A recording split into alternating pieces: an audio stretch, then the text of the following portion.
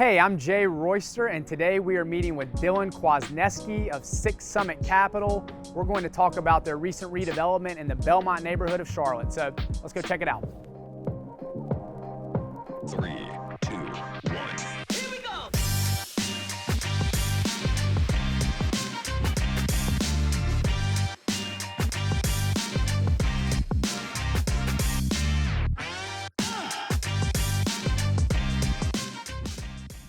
So here we are with Dylan Kwasniewski of Six Summit Capital talking about their recent redevelopment in the Belmont neighborhood and also going to learn more about Six Summit Capital here in Charlotte. So Dylan, thanks for sitting down and talking with us today. Yeah, appreciate you having me, man. So before we get into talking about your company and your new deal in Belmont and other things you're working on here, if you could give us a background on yourself and your background in commercial real estate.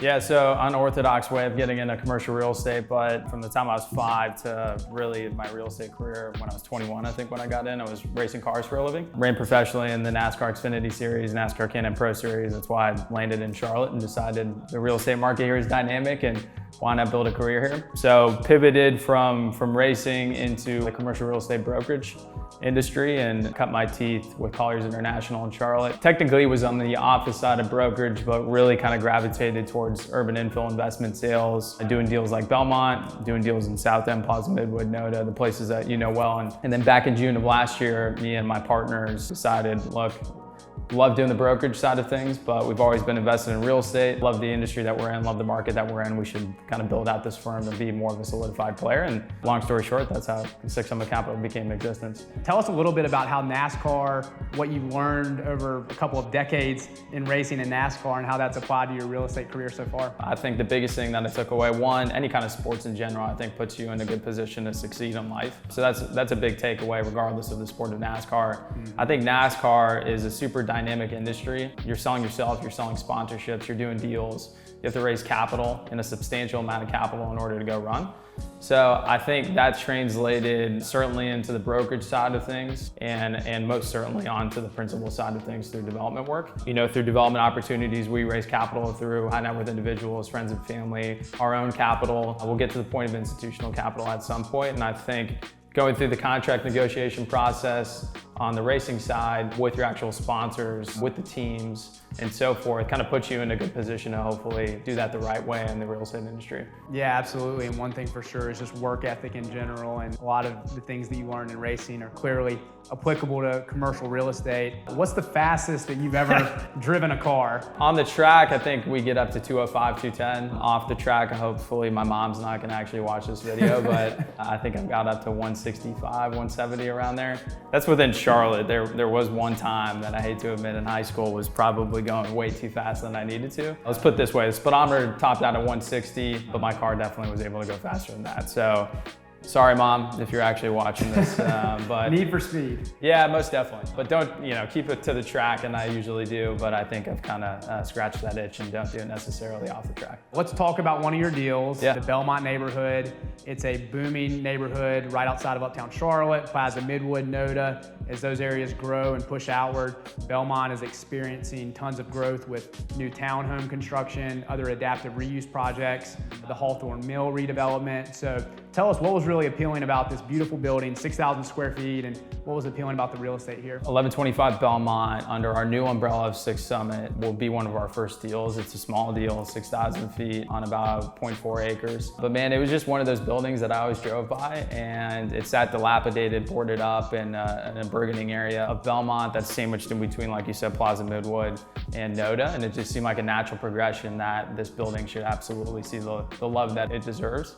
And there's already development around there. I think if you look at the corridor on Belmont Avenue, you've got Sweet Lou's Ace No. 3, which I think is arguably the best burger in town. Hawthorne Mill development, which is a great residential conversion from an old mill.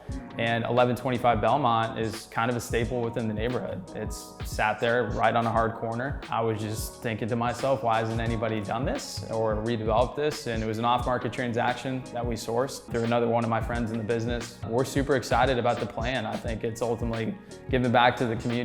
It's ultimately redeveloping developing a historic building that's on the registry, you know, over 100 years old, super cool bones, great street and curb appeal. We're excited about breathing new life into it and ultimately adding to hopefully the urban environment and the collective nature of what's going on with the residential front as well. Yeah, it's really exciting. So what are the plans for the building? You're about to go under construction at the date of this filming, but what are some of the plans as far as retail, office? Are there other uses that you're targeting? Or are you going to be opportunistic with who you target here? Yeah, I think we'll be opportunistic. The activity that we've seen recently and to date has been on the single tenant food and beverage side of things. Some super cool users that would be great for the neighborhood. I think we want to be cognizant and methodical in our approach on how that plays into Sweet Lou's Ace No. 3, the bottle shop that's down the street, and how that residents actually act within the neighborhood and interact. I think, again, opportunistic. We could go single tenant food and beverage. We could go single tenant office.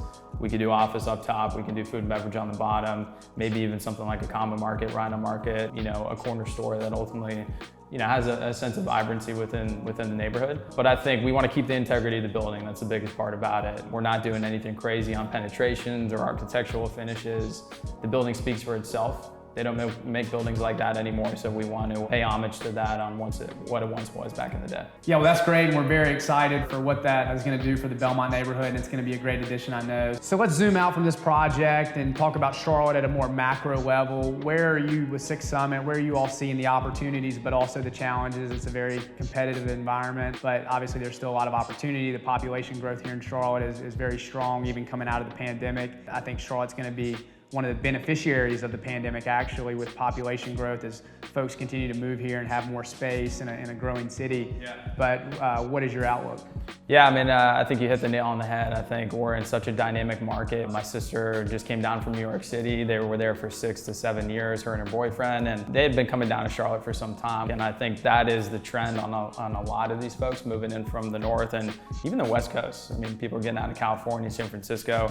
So you got residents moving here. I think on the commercial side of things, a ton of corporations coming down here as well. I think coming out of the pandemic on asset classes, we love urban infill. As you can see on Belmont, we love old buildings and kind of giving back to the overall community and placemaking. That's a very small building, so we're not necessarily getting the scale to placemake. But as we block and tackle and build our firm and progress on the size of deals and the nature of the deals, we certainly want to be known as somebody that does placemake. Think of the Asanas of the world, and when we go to the design center, I mean, that's an absolute neighborhood that you want to be hanging out at. And we, as in Sixth Summit and the infancy of the stage that we're at, have to compete with those folks within the market. And there's a lot of credible folks that have not only established themselves here, but other markets around the Southeast. And there's a ton of money coming in from out of market.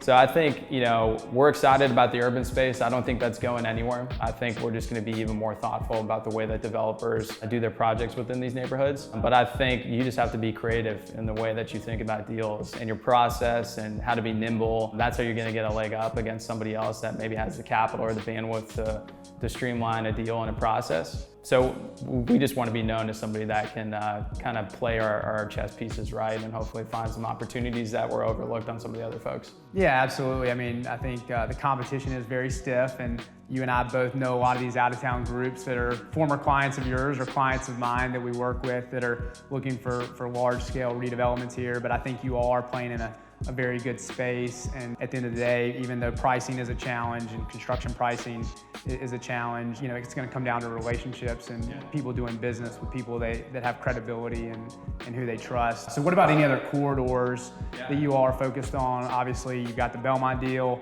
I know of one deal in South End that you're working on that that I was also looking at for a different use, and I know you've got that under control. And I'm excited to see what you do with that. But what about any other corridors of Charlotte? Plaza Midwood, Ross's Ferry, Noda, South Boulevard, Monroe Road. What else are you looking at? I think all of the above. As you mentioned, we got the deal in South End. We love South End. I think people had the perspective, and even me at one point being a naysayer, that South End is overdeveloped and super frothy. But I'll tell you what, I think with where we're at in the overall global economy, where we're at in Charlotte, it's just going to be a springboard going forward. And so we love the South End neighborhood. As I mentioned, I have one project, working on a couple others, working on some things kind of a little bit further northeast, should say, kind of past Belmont over into the NODA area. We like that. I think there's a lot of progression with the way that the light rail rolls up. Obviously, South End is a great case study of where we're sitting today.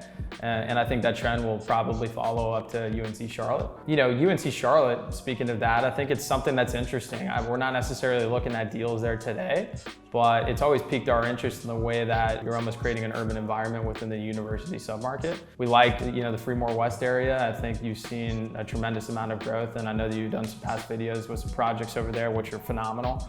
So I think, again, we're gonna block and tackle within the urban space, kind of around the urban core. I don't think you look in any direction out of CBD that's not seeing some activity. I think some of the challenges overall and what Charlotte has to face is just how thoughtful we are with the way that these developments intertwine with the neighborhoods. I mean, public transit is a big thing, and we can rely on that with the light rail going through, but I think congestion is going to be a big thing in South End with a lot of these office towers come up, and hopefully we can flow the right way with pedestrian traffic and public transit. But I'll be interested to see how we progress as a city, and hopefully we can be thoughtful about the way that makes up. Well, Dylan, thanks for sitting down with us today, and it was great talking through things with you, and I look forward to continued success for Six Summit and the partners there and what all you're going to do here. Yeah, appreciate it. Hopefully we can find some deals to work on together and not necessarily compete on the same one. Yeah, I love that. Yeah. Thanks, man. Likewise. Thanks for watching today, and if you're interested in keeping up with the latest developments in Charlotte, make sure to like and subscribe.